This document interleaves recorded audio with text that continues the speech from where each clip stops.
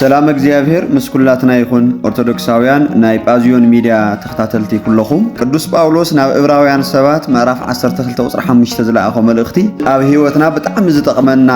ቃል እዩ እቲ ቃል እውን ከምዚ ይብል ይብቅልብክሙ መሪር ስሩ ኣብ ልቦናኹም መሪር ዝኾነ ሱር ኣይብቆልኩም ይብለና ምክንያቱ ዕብራውያን ደቂ አብርሃም ኢና እናበሉ ነገር ግን አብርሃም ስራሕ ይሰርሑ ነይሮም ደቂ ዳዊትና እናበሉ ነገር ግን ናይ ዳዊት ስራሕ አይሰርሑ ነይሮም ናይ ዳዊት አሰር አይከተሉ ነይሮም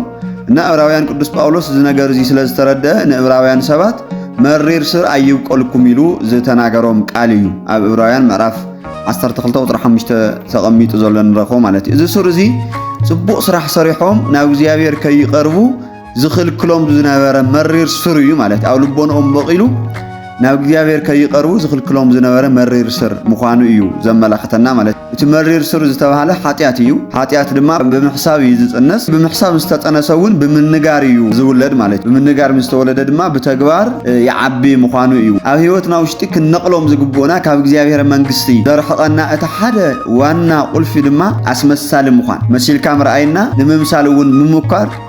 ናይ ብዙሓት ሰባት ችግር ምዃኑ ጎይታና አምላኽና መድኃኒትና ኢየሱስ ክርስቶስ ኣብ ማቴዎስ ወንጌል ምዕራፍ 21 ቁጥር 18 ከምዚ ዝብል ቃል ንረክብ ፍረ ዘለዋ መሲላ ብርሑቕ ክርያተሎ ኢየሱስ ክርስቶስ ፍረ ዘለዋ መሲላ ዓምቢባ በቃ ጽቡቕ ነገር ኮይና እያ ብርሑቕ ርእይዋ ዘሎ ናዛ በለስ እዚኣ ማለት እዩ ቀሪው ምስራያ ግን ምንም ፍረ ዘይብላ ኮይና ምስረኸባ ያው መጨረሻ ረጊምዋ ከም ዝደረቀትውን እዩ ዘመላኽተና ማለት ካውዚ እንመሃሮ ደቂ እግዚአብሔርና እናበልና ናይ እግዚአብሔር ስራሕ ዘይንሰርሕ ደቂ ክርስቶስና እናበልና ናይ ክርስቶስ ስራሕ ዘይንሰርሕ ኣብ ዘመንና ዝበዛሕናሉ ግዜ ስለዝኾነ ድማ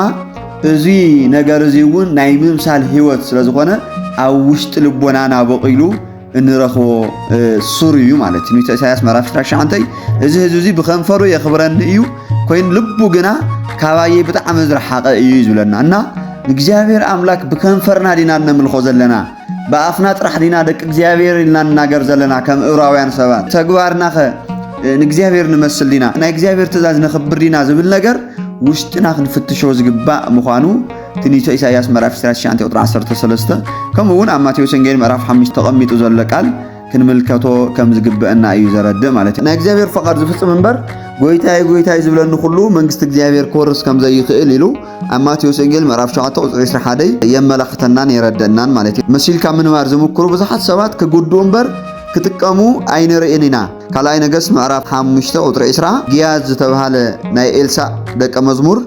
ምስ ኤልሳዕ መሲሉ እዩ ዝነብር ነይሩ ማለት እዩ ግን ገንዘብ አታሊልዎ ሸፊቱ ስለዝነበረ መጨረሻው በለምጽ ከም ዝተቃጽዐ እዩ ዘመላኽተናን ዘረደናን ማለት እዩ ይሁዳውን ተራና ናይ ምምሳል ህይወት ስለዝነበረ መሪር ዝኾነ ሱርዚ ኣብ ውሽጢ ልቦኑ ስለዝወቀለ መጨረሻው ንኣምላኹ እስካብ ምሻጥ በጽሑ ኣማውተውን ብጣዕሚ ብዘስካሕሕ መንገዲ ምዃኑ እዩ መጽሓፍ ቅዱስን ዘረደናን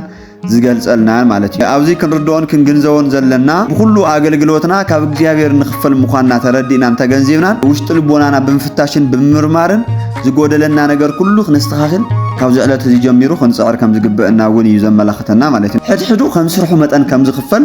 ራእየ ዮሐንስ ምዕራፍ 20 ቁጥር 12 ስለዝነግረና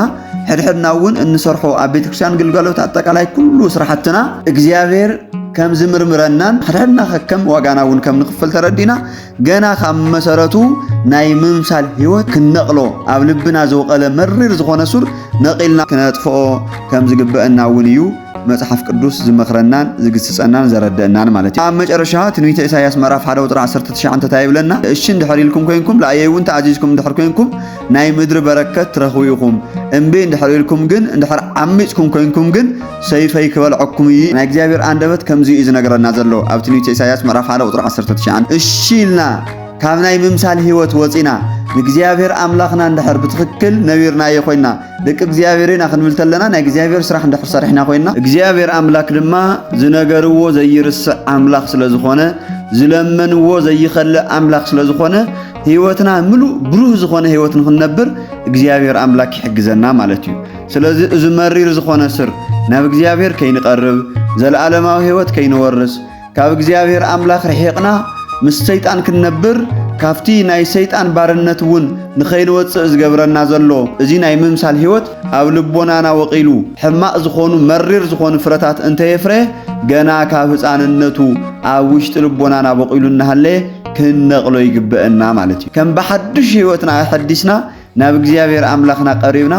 እዚ መሪር ዝኾነ ሱር ነቂልና ክንድብርዮ ከም ዝግባእ መጽሐፍ ቅዱስ ይነግረናን የረድአናን ይገልጸልናን ማለት እዩ። ካብ እግዚአብሔር ሕቕፉ ዘውፁና ካብ እግዚአብሔር ቅድስና ናይ ቅድስና ህይወት ከይንነብር ናብ እግዚአብሔር ከይንቀርብ ዘርሕቁና መረርቲ ሱራት ብዙሓት ስለ ዝኾኑ